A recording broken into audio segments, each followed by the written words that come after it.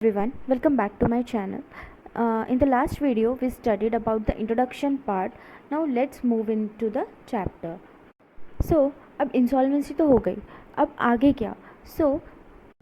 एक ऐसे फ्रेमवर्क की ज़रूरत है जहाँ पर क्रेडिटर और डेटर दोनों आके कोई सेटलमेंट कर सके या कोई नेगोशिएशन कर सके, so that they can arrive at the most efficient solution and which can create the possibility of such rearrangement.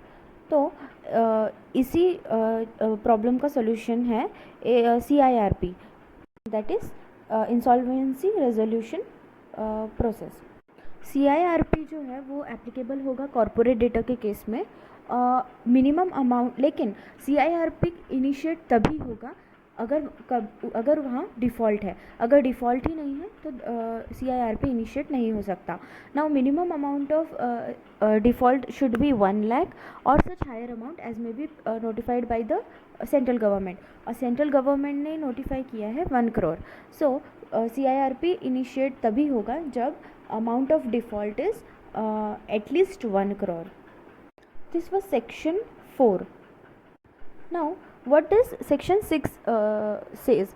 So section 6 में लिखा है कि if a corporate data commits default, then CIRP may be initiated by either financial creditor or operational creditor और corporate data itself. मतलब ये तीनों में से कोई भी CIRP इनिशिएट कर सकता है. ज़रूरी नहीं है कि अगर डिफ़ॉल्ट कॉर्पोरेट डेटा ने किया है तो वो ही इनिशिएट करेगा.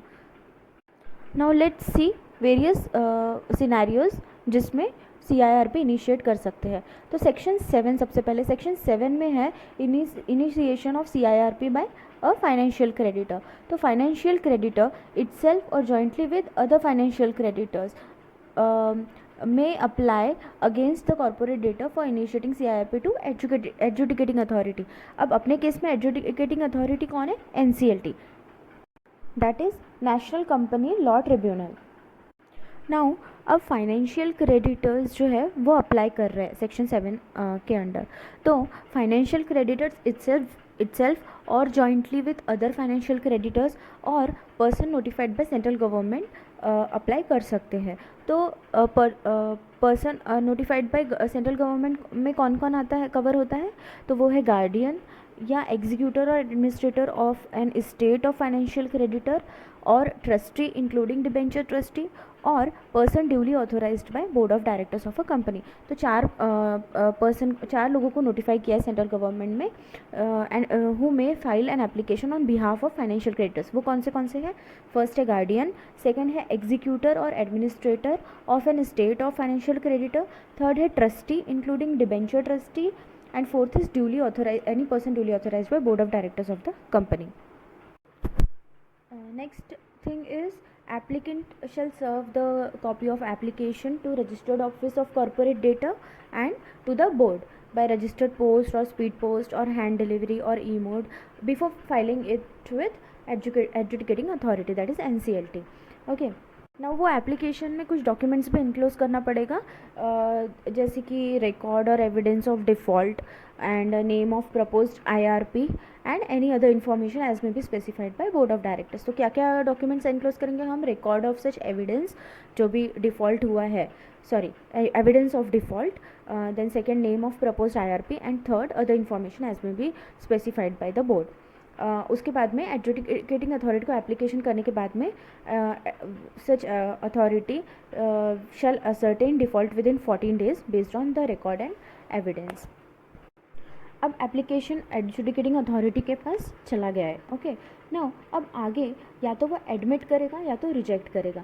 तो एडमिट वो तब करेगा व्हेन 3 चीज़ें फुलफिल होगी. तो दैट इज़ या तो default has occurred and the application is complete and no disciplinary proceedings are pending against the proposed resolution professional, और एल्स वो रिजेक्ट कर देगा. तो क्या 3 चीज़ें हैं?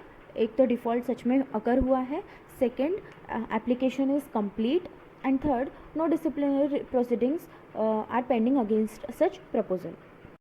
और अगर इन तीनों में से कोई भी कंडीशन फुलफिल नहीं हुई है then he will reject the application. However, provided that the adjudicating authority before rejecting the application shall give a notice to the applicant to rectify the defect. अगर कोई defect हुआ है तो reject क्यों किया है? क्योंकि कोई defect है. अगर कोई defect है then the NCLT shall give a notice to the applicant to rectify such defect within 7 days of receipt of such notice. Okay, now the next thing is कि corporate insolvency resolution process shall commence from the date of admission of application.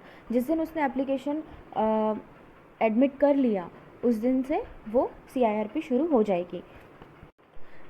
The communication of order, that is adjudicating authority shall communicate order of either admission or rejection. तो admission के case में वो financial creditor और corporate debtor दोनों को ही inform करेगा. लेकिन अगर रिजेक्ट हुआ है application then in such case वो सिर्फ फाइनेंशियल क्रेडिटर को ही नोटिफाई करेगा जिसने प्रोसीडिंग इनिशिएट किया था. Lastly, withdrawal of application. So, withdrawal of application shall be pursuant to section 12A of the code, and the following scenarios may arise for withdrawal of application. अब application withdraw कब होगा? तो before admission of application, या तो before admission या तो after admission. Now अगर before admission अगर वो withdraw हो रहा है तो application initiating CIRP may be withdrawn before its admission at any time with the permission of adjudicating authority, and after admission अगर वो withdraw हो रहा है then once application is admitted, further 3 scenarios may arise, that is before constitution of COC, second after constitution of COC, and third after issue of invitation for EOI, that is expression of interest. That's it with the section 7. Now in the next video we will see section 8 and section 9. Thank you.